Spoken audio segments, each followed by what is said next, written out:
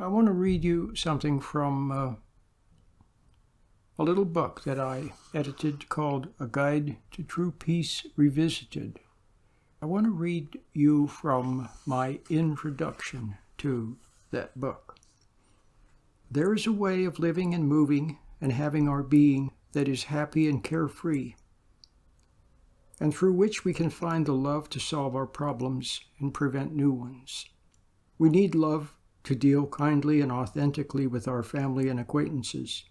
We need love to dispassionately bear persecution and trial. And we need love to be patient with our own errors. We need understanding to respond wisely to others and to gain insight into the nature of our own mental and emotional issues. Down through history, mystics have talked of a marvelous state of being where such problem-solving, love, and understanding are to be found.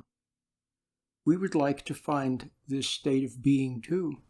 Wise people have sought to leave us instruction on how to live properly. For example, our parents, teachers, and ministers have offered us advice. As well-intentioned as their instruction and advice may be, their advice is second-hand for us. It is also hard to accept, especially when we are young, because we resist being dictated to. The natural inclination is toward freedom, and we often prefer living in error to having someone tell us what to do or how to live our lives. What we really need is tutoring on how to see for ourselves what is wise. Then we may more readily choose to live wisely based on what we have discovered for ourselves. That way, we may live wisely from our own insights. We are free to live our own life founded on our own discoveries, neither conforming to the pressure of authority nor rejecting good advice because of the meanness or hypocrisy of the advice giver. We may thereby find acceptable the wise action, since it is based on our own realization and free will choice, not because of the pressure of external dictates or the promises of external seduction. We also need self-control and self-confidence, and we sense that these must come from within and cannot be artificially and externally imparted to us. Mystics down through the ages have suggested that wisdom and love, as well as patience and poise, are to be found within. At some unplumbed level of our being, we sense that this is true. But how can we find and unlock the secret to this inner love and wisdom? Many people search for the secret and study formalistic prayer, guided meditations, song, positive affirmations, or devotions. Though we may draw some comfort from one of these practices or in reassuring words, especially in times of crisis, we sense that they are dry and dead as far as a real live connection is concerned. Somehow we know in our heart that it is a connection with the Father, from whom all blessings flow, that would supply the love and understanding we need. We also sense that peace of mind based on words and music is built on the shifting sands of emotions. Some people have tried artificial techniques such as hallucinogenic drugs, rituals, or esoteric practices, but we see how these can lead to withdrawal, confusion, madness, or cult-like involvement. The artificial manipulation of mind or body is unnatural and contrived. Surely if living wisely and joyously is the natural state, then we should not have to contort our bodies or take drugs to attain it. Somehow we know in our hearts that we were not created to be confused, withdrawn, or reliant on external drugs or techniques. We were meant to be something like joyous children are, carefree, spontaneous, happy-go-lucky, and creative. When we observe adults who are this way, we marvel, and we always want to ask them what is the secret to their joy and spontaneity.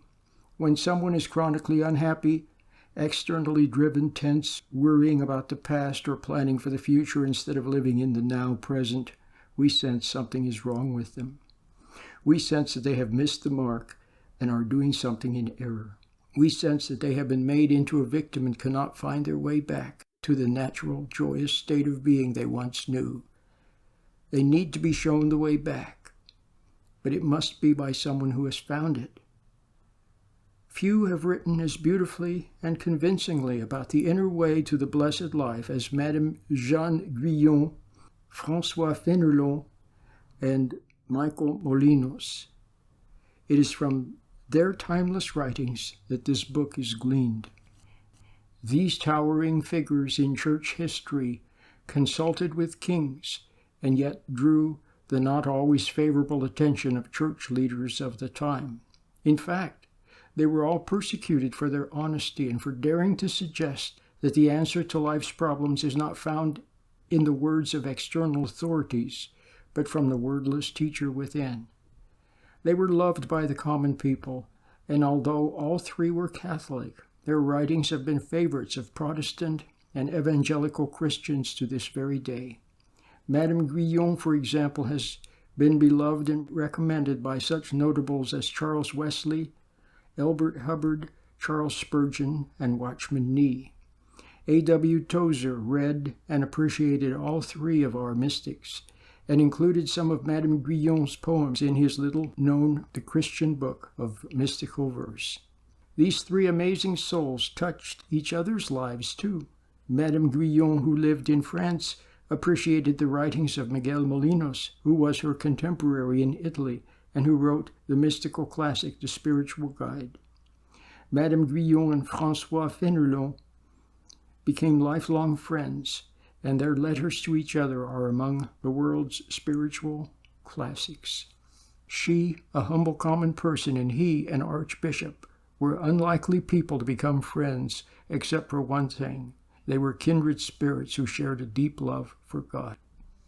Each new generation of spiritual seekers has delighted and found inspiration and solace in these three noble souls. How fortunate we are that many of their books, manuscripts, and letters have survived over 3 centuries and can be read today. These three mystics, who write about what they actually experienced for themselves, suggest that the secret to the good life is in finding our Creator who communicates with us in our innermost being. It is within that we must bask in His love, share in His life, and benefit from His wisdom imparted to us through our soul. Finding God within, we are humbled and repented in His patience and understanding. Having been forgiven ourselves, we find it easier to then extend forgiveness to others. If what these mystical writers say is true, that God is in our innermost being, and that by learning to be still we may find His presence there, then their words might awaken us to the inner testimony.